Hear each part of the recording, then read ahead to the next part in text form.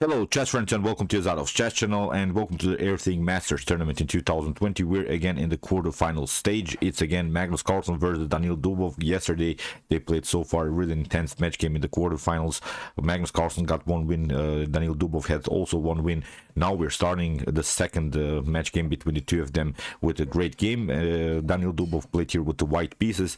Let's check out what happened. It was a really incredible game. So d4 played by Daniil Dubov. We have knight to f6 by Magnus Carlsen. We have c4. We have e6. After knight to f3, the counter Nimzo Indian setup by Daniil Dubov, and now comes d5 by Magnus Carlsen. The idea is clear. We're going into the normal lines. Queen's Gambit declined so far. In the game g3, again, Dubov goes for the Catalan. In this tournament, he had already some great success in this particular opening. He played really an aggressive line so far. I think this opening simply fits for him because he loves really these dynamic positions. Here, bishop to b4 played by Magnus, of course, creating this annoying check. You have now several choices with which piece to cover. If you want to stay with the bishops on the board, then it's good to play like Daniil Dubov, of course, knight to d2, protecting everything. If if black wants to give up the bishop pair in an early stage of the game, then we can simply play bishop dx d2, and then we will find, I think, a good way for this bishop in the continuation of the game. So far, this idea to create this check and after knight from b to d2 is, I think, to a little bit slow down white's progress, white's development, because you see the knight stands now in the way. We still have troubles to develop the dark square bishop somewhere. We will need first maybe to kick away the bishop, then again find a new square for the knight, and then it's time maybe to develop the dark square bishop. So it's a slowing idea, not that Magnus Carlsen will give up his dark square bishop immediately. In the game castling was played, we have bishop to g2 and now b6. Also a normal idea. We want to compete on this long diagonal against this bishop on g2. In the game, Dubov also castled, and we have now bishop to b7. This is now a normal development. This position has been reached many times in chess history. I don't think that both players have made any mistakes. These are simple setups for both sides. Both sides, I think, have good opportunities to win the game. In the game, knight to e5. This is very important to liberate this long diagonal, because in some occasions black could take the pawn, d takes c4, and then maybe go into favorable trades of pieces, because I think this bishop on g2 is much more dangerous than this bishop on b7, because you see the rook is also here on this diagonal. So that's why knight to e5, very important move here by Dubov. So we have a5, also a normal idea of black. So what black doesn't want to allow is, for instance, if you play something else, maybe let's just imagine rook to e8, then black will be kicked away with the move a3 and then b4. So that's why here a5, that's why this a3 after something like bishop to e7, then b4 doesn't work, because we have really blocked out a little bit the queen side. We have really slowed down black's progress, partly white's progress on the queen side. So queen to c2, we have a4 played by Magnus. Maybe a better idea was to play the move c5, really breaking now the position in center. This is now a simplified line for both sides. I think afterwards black could go something like knight to a6 or even knight to c6, and then bring the rook on the c file where the queen is. I've played this position many times, and I think in some occasions you could have the troubles here with the queen on c2. So that's why it's a normal idea to break the position on the c file. But okay, Magnus expands on the queen side. He creates further this blockade, the rook to d1. You see we're getting the rook on the same file like the queen. So if anything happens, if the pawn structure is somehow open here, if we have an open position, then the queen could be endangered on d8. So in the game, bishop to d6 played by Magnus, challenging the knight, and now a very important move by Daniil Dubov, c takes d5. It's not the point that Daniil Dubov wants now to undermine the pressure. He wants now really to play a nice middle game tactic. After e takes d5, he has now the opportunity to play the move knight to c4. He has now really cemented the position around the square e5, which is, I think, a great move. Not that this move only cements the knight on e5, it liberates also our dark square diagonal. That's, I think, the most important thing about this middle game tactic. I would call it like this. It's sort of a liberating tactic, which allows now, I think, white to breathe, because this knight on d2 was really standing in our way. Now the position is much better for white in the game. h6 preventing some pinning ideas here on g5, and Daniil Dubov develops the bishop now on another good square, which is of course the square f4. So far good developing progress for the young Russian. So rook to e8, we have rook to c1. Now Daniil Dubov has really nice attacking formation, nice grip. Really the pieces are on best squares on the board. The knight on e5, knight on c4, bishop to f4, bishop to g2, queen to c2. This rook's on the c and d file. Really nice attacking setup. So knight to a6, Magnus wants now to bring the knight here on b4, or maybe make this progress with the move c5. In the game a3, preventing this idea, and now we have bishop to f8. Daniil Dubov wants now to remaneuver the knight. The knight had its function here on c4. Now we're targeting a new good square. It's of course the good square f5. Now if we get these two knights connected here on f5 and e5, this could be really a dangerous position in front of black's king. We have c5. Finally Magnus breaks the position, but knight to f5 anyway, and after c takes d4, here Daniil Dubov doesn't want to even take the pawn. He wants to play knight to c6, getting the knight again on a new active square, because these two pawns are weak anyway, so it's not the time to take them. We will take them in one particular moment of the chess game, but now after the move knight to c6, here Magnus is really challenged. Here he played queen to d7, and what we can notice now, I hope you realize, the queen is a little bit in danger. These knights are dancing a little bit around white's queen, black's king, pardon me, and also the bishop on f4 is very dangerous. And now Daniil Dubov plays another great move, because the bishop had also good fun here on this diagonal, but now Daniil Dubov brings this bishop on a new diagonal, which of course is much more dangerous, and attacks now the queen on d7. There are now discovered attack possibilities with the move queen to h6, and knight takes h6, attacking the king and taking the queen. But so far it's not possible, because the best way I think here to proceed is to play the move queen to c6.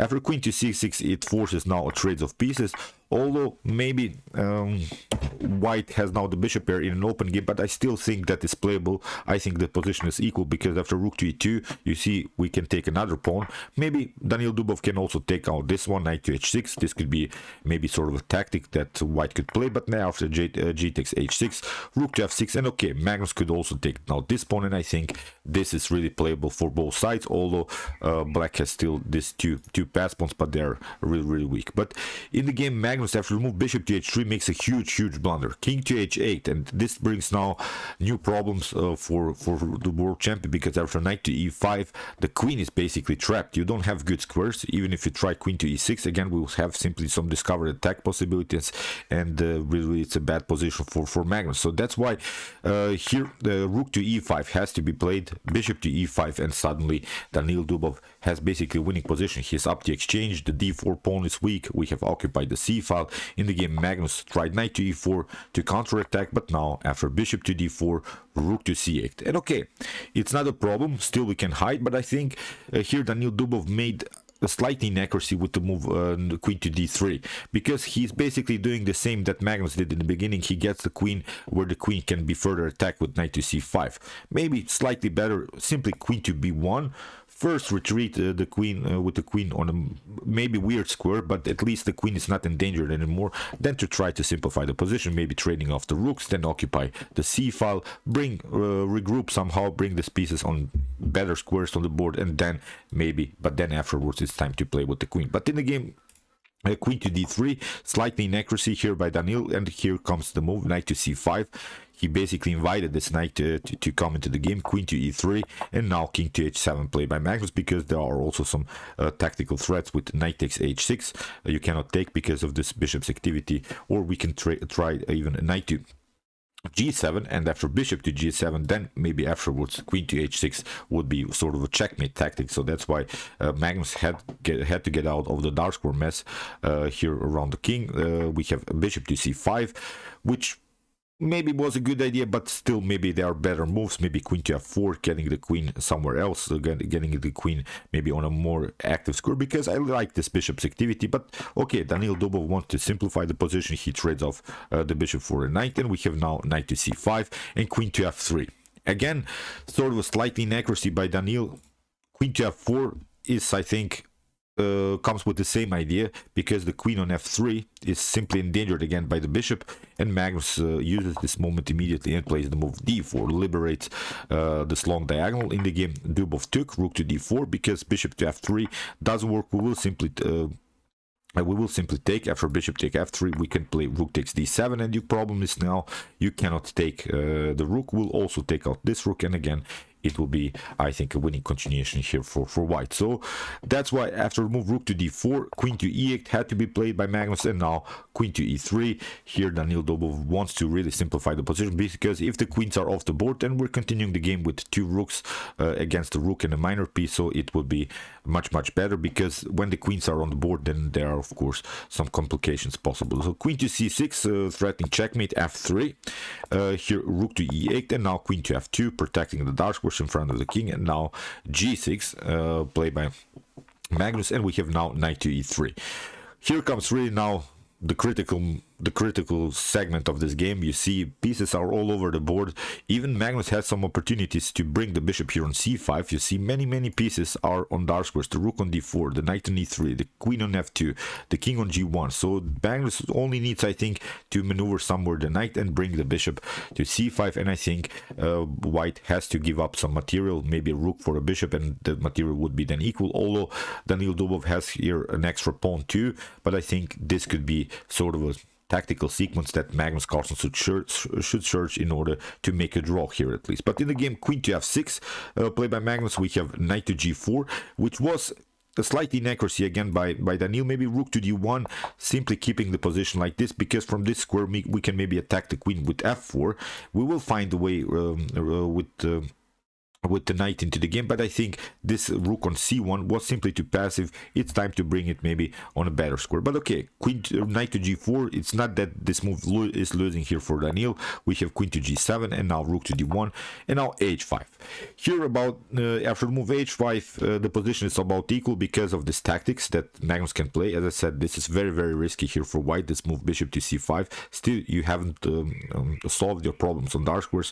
Here h5, we have knight to e3, and now comes here the move knight to b3, attacking the rook. Rook to d3 had to be played, and Magnus simply takes. After queen to b2, the position is really equal. The move bishop to c5 will happen, so you cannot prevent it. In the game, Daniil Dubov tried rook to d7. He's trying to counterattack on the 7th rank, and Magnus goes now for his move bishop to c5. Finally, he gets his activity, and in the game, Dubov takes rook to f7, and after king to h6, it's really incredible that this is basically a better position here for black. Black is much better. As I said, we will find a way to take out this knight on e3, and here Daniil Dubov played simply rook to d7, and pause the video and find now the only good move I think here for Magnus. It's only one move that saves the position here for Magnus Carlsen. Okay, the move that black has to play, you see there are some checkmate threats, is to move queen to h8. You have to defend your back rank, you have to protect your 7th rank, because this check that Daniil Dubov has prepared here is very dangerous. Even if you try something like bishop to e3, you will get checkmated. That's the most important thing. Rook to h7, then f4. If you of course take wood, then we'll simply take queen to f4, and if you try king to f6, then again a new check, and it would be game over. So you cannot take, but what Magnus did here after rook to d7, he played queen to a1, which is really incredible, which is also a huge blunder in the game. Daniil Dubov played king to g2, and now Magnus took, but it's again with the same problem. Here rook to h7, we have king to g5. Now Daniil simply takes, rook takes b7. Here is a possibility, and after rook to f8 in this position, and Magnus resigned because Daniil Dubov simply took the bishop. But even if you take, as I said, the queen here, if you take, then you have this f4 moves, and you get checkmated again by rook to f7. It's game over. So really incredible stuff. Daniil Dubov takes the lead against Magnus Carlsen. Really incredible stuff. Daniil played here really a great game, I think. Really incredible stuff in this Nimzo Indian Bongo Indian Queens Indian setups. I think Magnus is feeling very good. So that's why it was really a great attacking game in this Catalan opening. We'll see now what will happen in the continuation of the match game. I think I'll try to follow this match game in the continuation. So okay, I hope that you enjoyed this game. If you want to see more games from this tournament, check out my playlist so far that I've created. And if you want to see maybe the best chess games of all times, check out my best chess games of all time series. Here is also the link. And if you like this content, you can also subscribe to my channel. See you soon with more videos, and chess is the best, of course.